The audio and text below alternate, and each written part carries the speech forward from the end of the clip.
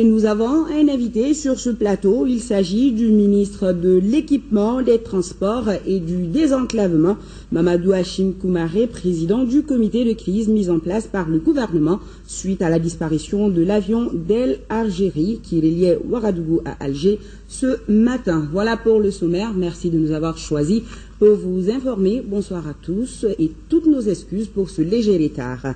Monsieur le ministre, bonsoir.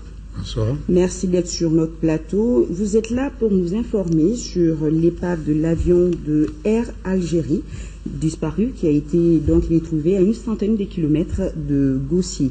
Et donc, monsieur le ministre, où est-ce qu'on en est aujourd'hui? Que pouvez-vous nous dire ce soir par rapport à l'évolution de l'enquête? Merci. Je voudrais tout d'abord dire que le gouvernement de la République du Mali exprime sa solidarité aux familles et aux pays des passagers. Effectivement, il y a quelques heures, nous avons été informés que l'épave de l'avion a été retrouvée à quelques 130 km au nord de Djibo, qui se trouve au Burkina Faso. Un hélicoptère burkinabé s'y est posé et a déjà identifié l'épave de l'appareil et le corps des victimes. Alors, est-ce qu'il y a des victimes maliennes dedans?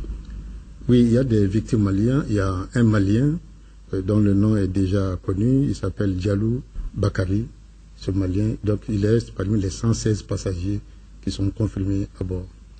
Alors, je crois que le gouvernement a réagi instantanément en mettant en place une cellule de crise. Alors, quelles sont les attributions de cette cellule-là? Alors, cette cellule de crise qui a été mise en place comprend l'ensemble des ministres concernés. Et cette cellule est tenue de donner les informations à temps réel, 24 heures sur 24, sur l'ensemble des problèmes qui ont été identifiés. Et cette cellule aussi est en train de diffuser, de prendre contact avec les pays voisins qui font la recherche de l'avion.